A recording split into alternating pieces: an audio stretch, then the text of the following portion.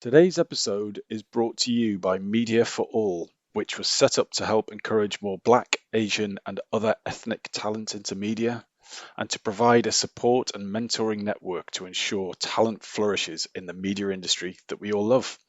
If you're looking for a mentor or would like to mentor young ethnic talent, check them out at mediaforall.org.uk, and it is all 100% free.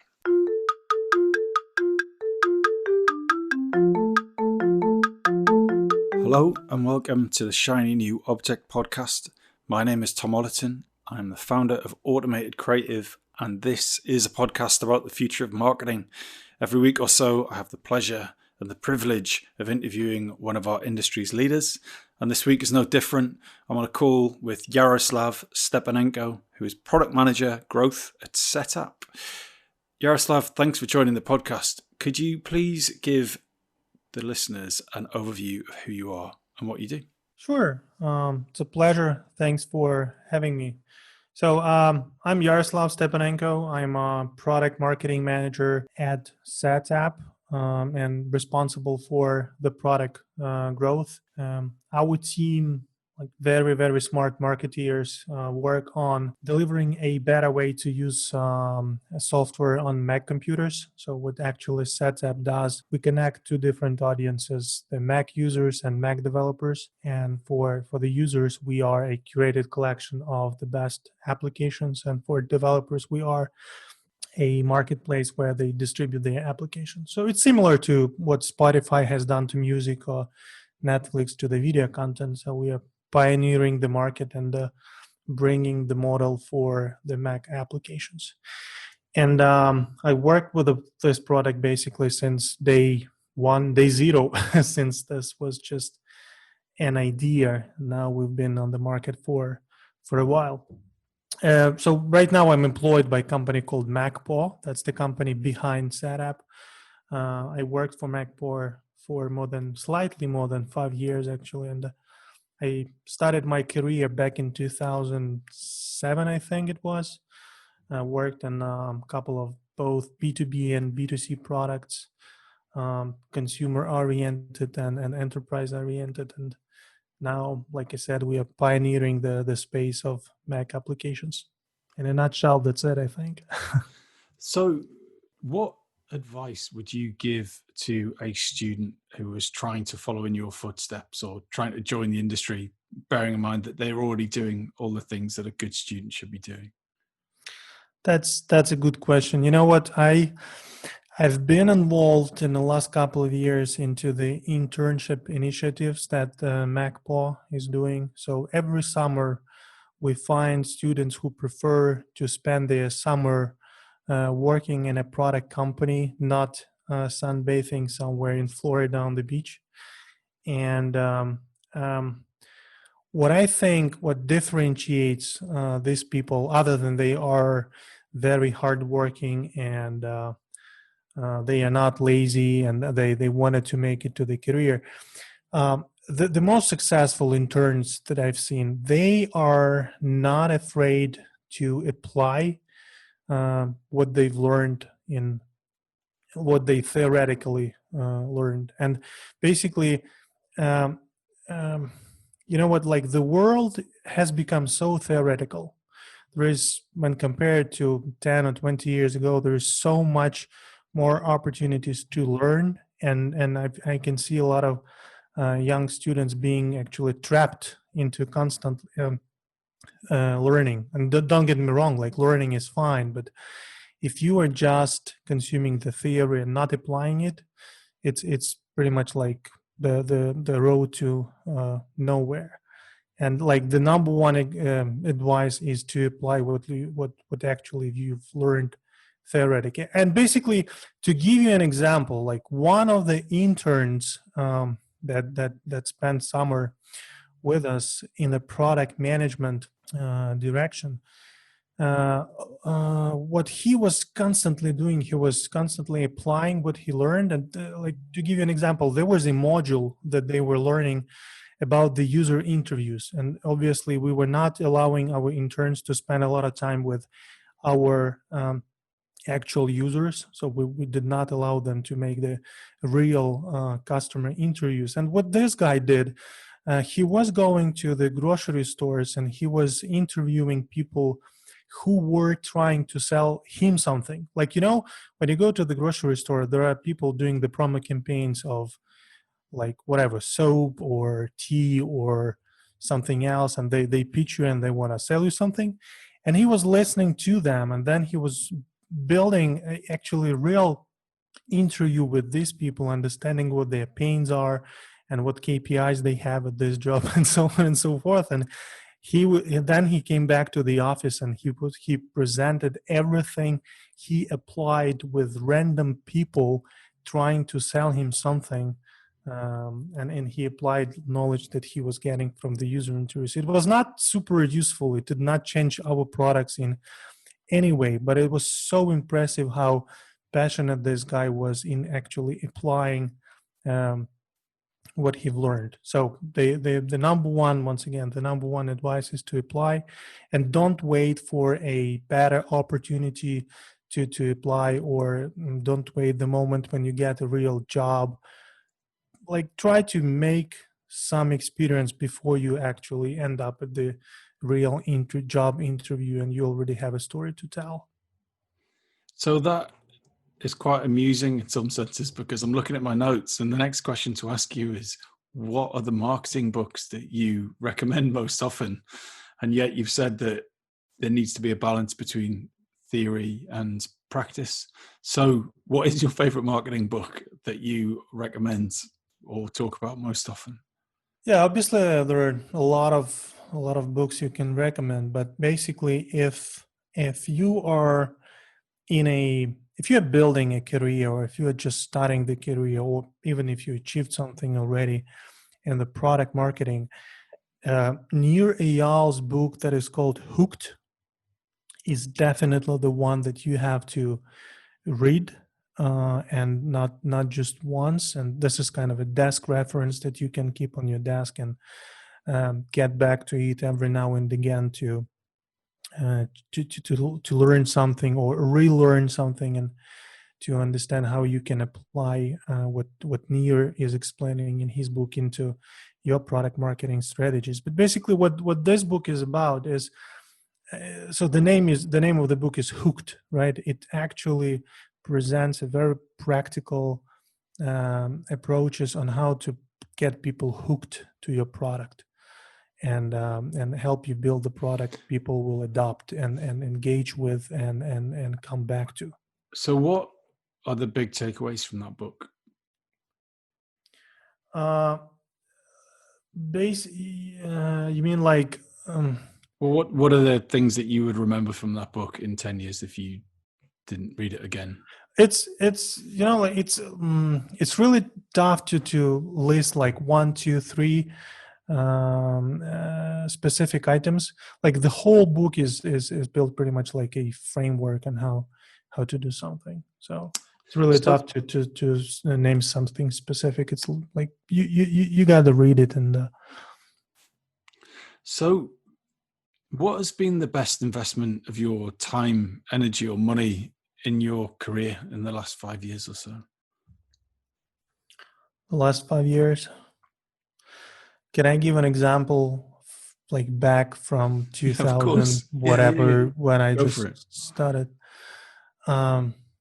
It's so funny. So when I just started my career in 2007, and the company name was World App, and I was so lucky to join this company as a junior marketing specialist. And I knew nothing about marketing back then because I have completely different background. I graduated from Linguistic University, and World App was my entry point to the marketing world. So being a junior marketing within the marketing team with lots of smart asses around, I was trying to better understand what our product is and how salespeople sell it, because basically the products were pretty complex. World App was designing the data collection and data analysis software mainly for large enterprises, and we had a huge sales team, and like sales and marketing were not always aligned. And basically I was trying to understand, okay, how sales marketing alignment works, and what our products are, and who our users are. And what I did, someone advised me to do so, I don't even remember who it was, but I downloaded the sales calls from the CRM. Yeah, now you can imagine how long ago it was. You had to log into CRM system to download the sales call and then put it to the flash drive or CD and listen. And I was listening those on my commute to work and back to home. And in pretty fast, within just a couple of months, maybe that was not too fast, but just within a couple of months, I had a perfect understanding of how our sales organization operates. And because like sales people, they are very, very different. It's like, in Formula One, if you like Formula One, like every driver is supposed to do exactly the same thing. They just go the very same path, apply same tricks, but they all have different styles, and that's why someone wins. So salespeople are the same. So I got a really, really good understanding of how sales organization works and operates. But what I also understood is what our product is for the user, and who our users are, and what the sales cycle looks like, and what pain points we resolve for the users. And it was so useful. And basically, as a junior marketer, I understood the importance of basically understanding the user path, user journey, and your product. And I still do this. And I advise anyone, junior, senior, no matter what the word in your job title is, to follow this approach, because it really helps you drill down into the user needs and build the hypothesis for the next product release and what have you. And how did you come up with the idea to do that? That seems incredibly time intensive and quite radical, to be honest. So what made you think one day, right, I'm going to download all of the sales calls and listen to them? Yeah, someone advised me to do so. Like I said, I don't remember who it was. And it's not too bad. Like the average sales call would last, if it's a really good sales call, that would last like 20, 35 minutes, something like this. And when you just have nothing to do, driving to the office and back, because obviously you cannot read or watch anything while driving, but listening is really good stuff. And people did not have podcasts back then. And so, yeah, and that's how we spent my time on the driving in the car. I'm fascinated by this. What did you remember, or what did you pick up from those calls that has really stuck with you? I get the theory, I get why you did it, but do you remember, without betraying any confidences, were there any moments specifically that stood out to you in that process? Yeah, basically, one of the it's not that product related, but one of the key things, I felt like I know the people from the sales team who I work with, and I haven't met them. I was in Kiev, and they were in Boston, Massachusetts, in the US, and I met some of them just years after. But having listened to how they sell and kind of felt their sales call style, I felt like I know these people, and I spent dozens of hours with a bottle of beer with them. That's how close it made it. The feeling of the people. And basically every now and again, it was amazing to understand, like, the people either do not understand what the feature set we have, because they would come, the flow would be this: like they go to Google, they Google something, they end up on the landing page on the website, submit the form, and then salespeople call them, and they have no idea how powerful and reach in terms of the feature set the product is, because they have such a tiny problem to solve, and a good sales call would disclose all the beauty of the product. and that's where the first engagement would happen.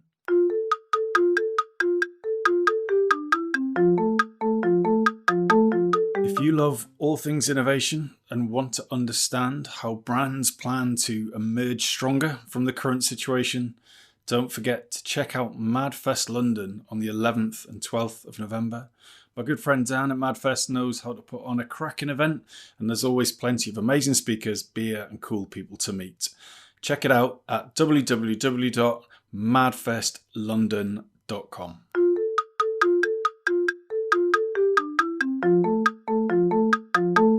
So we're at the halfway stage of the podcast, which means it's time for you to talk about your shiny new object, which is product market fit. Now, I think I know what that means, but can you explain to the audience your understanding of product market fit and why it's your shiny new object?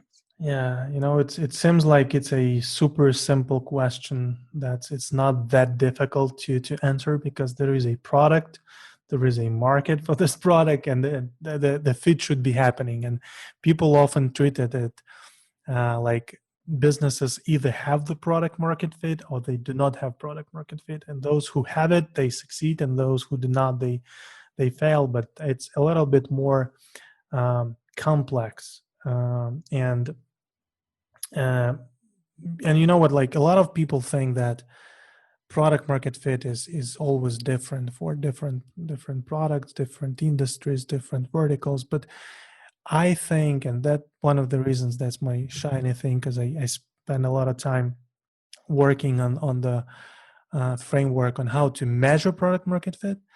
And I think that it's not different for products and markets or what have you. Like products are different, markets are different, but the path to product market fit is not different at all. And I believe it's pretty measurable entity. And basically, if you ask me what the product market fit is, I think the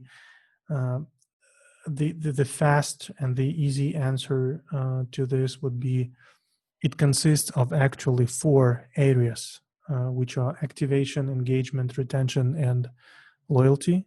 And it's a better explanation when compared to, okay, this company has product market fit or this product company does not have product market fit. So if the company or the product has good activation rate, engagement rate, retention rate, and loyalty, that means that the company achieved the product market fit. And by activation, I mean like the activation would answer the question, are your new users becoming active users? The engagement, how engaged are your active users? And the retention, are you giving enough reason for your users to come back? And loyalty, are your users happy enough? And those 4, when they are measured simultaneously, and when they have positive indicators, and positive has to be defined by the business itself, that means that the company is achieving the product market fit. So how do you measure each of those? Basically, like I said, with, for example, activation, like with activation, you check whether new users have experienced the value of your product. And activation is a moment when a new user takes a specific action to get value out of a product. And this specific action has to be defined by the business of the product itself. Like, for instance, in case of Instagram, the specific action might be posting 3 photos and getting 4 or 3 followers, and that's the momentum when the activation is happening. And activation metric, it answers the question, what percentage of new users have experienced the value of your product? And this percentage of new users equals number of specific actions divided by the number of new users. So it's very simple formula. Like, once again, the number of specific actions divided by the number of new users. And when you have a product business, you have to define this specific action that means activation, and you divide it by the number of new users. For example, if you have 100 completed first purchases divided by 1,000 new users, that would mean that 10% of new users who got the value from, let's say, e-commerce product X. So if completed first purchase would be an activation metric for the e-commerce business, that's what the formula would look like. And basically, a lot of people think, okay, how do I identify the activation metric? Because it may sound easy, and it's not. You got to spend some time like doing the user interviews and working with your team. And what's most important, you have to basically analyze user behavior and find out what return users consistently do in your product. So when you see like a path when those who constantly return do this specific thing, like that would probably mean activation. For instance, in our case with Setapp, what Setapp is, it's a catalog of applications, and for us, activation metric is tailored to the usage of the applications. And in our case, if a user downloaded and launched 3+ applications, that means that he has reached this so-called aha moment and activation happened. And so then that's absolutely fascinating. And how does that work at an engagement level? What do you look for there? Basically, engagement, again, it's a formula, right? And when you have it calculated, it helps you measure the level of users' commitment to your product and find out whether they find the actual value in your product. So, and to calculate it, you just divide the number of key actions completed by users, like transactions or movies watched or songs listened to or whatever, by the number of active users, by the active users count. For instance, let's say let's think of Spotify, for instance.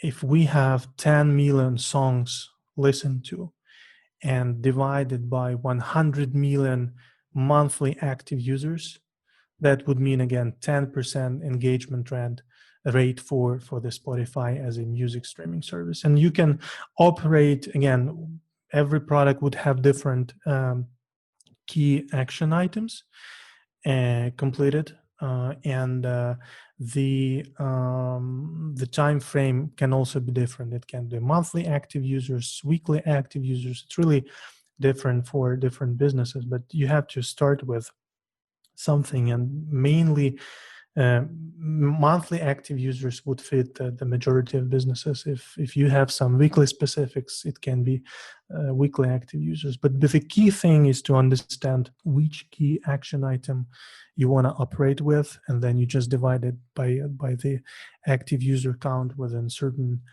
time frame. And one of the challenging things for businesses is to identify what is a positive engagement indicator, what is a positive activation indicator. And it's really tough to say. You just have to start with something. And basically how we apply it, we just take 20, 50, and 50 percentages. So negative engagement rate is anything below 20%. Neutral is anything below 50%, like 20 to 50. And anything that exceeds 50%, that's a positive engagement indicator. And you can always change it. You just have to start measuring it, and maybe you already have a 50% engagement, and then you can set the goals on how to improve it. And is it the same story with retention and loyalty as well? So essentially a kind of funnel that goes all the way down from activation through to loyalty, or does the process change with those two factors? Well, it's with retention and loyalty, it's a little bit different, because first you activate the user. Yes, you see that the key action is performed and activation happens. And then engagement is happening within certain period of time, like a week or month. And that's how you operate with active and weekly and monthly active users. But retention is slightly different in a DNA. As a metric, it helps you understand whether you're giving your users enough value, enough reasons to come back over time, and whether you're actually bringing the right users, because it's really important. Like the better way to measure the retention is not by percentages, like dividing something by something, but measure it as a retention curve, and track it over time. And when you have your retention curve stabilized on certain level, like let's say you have 100 users and then you have 80 users and 60, but from the very same cohort in on a 10th week, for example, you constantly have 30 users coming back out of 100. That would mean that the 30% is the indicator of when you have a plateau in terms of retention. And that's again really good indicator of product market fit. And like I said, in measuring just activation or just retention or just engagement in isolation, that would not give you a complex answer and complete understanding whether you're achieving the product market fit. And same thing with loyalty, because it may seem, okay, I activated the user, my users are engaged, I have a plateau, and retention curve looks good, like good amount of people come back to my product over time and do what and my product does what it's supposed to do for them. But if you don't have a loyalty metric in a positive scale, that would mean that these activated, engaged, and retained users would easily switch to a competing or similar solution anytime they see a better offer, more functionality, better pricing, wherever. And again, that's why you have to take care of customer loyalty as well. And when you have those four in let's say green zone, that would mean that the product market fit is pretty healthy. Because I've seen personally a lot of cases when customers do not jump to similar cheaper solutions just because they are very, very loyal to your product. A good way to measure customer loyalty is net promoter score. I love this approach, but there are dozens of other ways to measure. And again, it's not about how to measure it.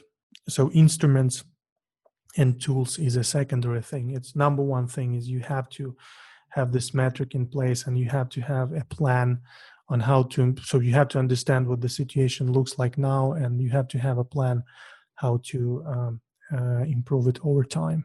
So unfortunately, we've run out of time now, Yaroslav. If someone wanted to get in touch with you to discuss the things you've talked about in more detail, how would you like them to do that?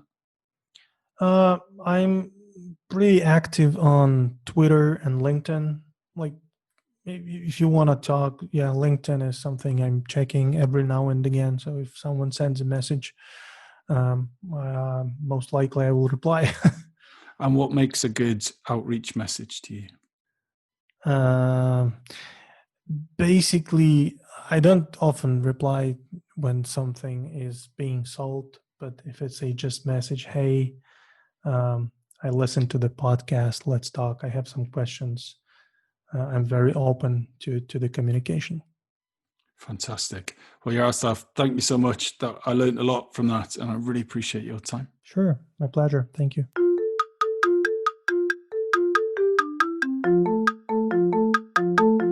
Hi, just before you go, I'd really appreciate it if you could take the time to write a review of the Shiny New Object podcast on Apple Podcasts or iTunes, whatever it's called these days, or whichever podcast provider you use.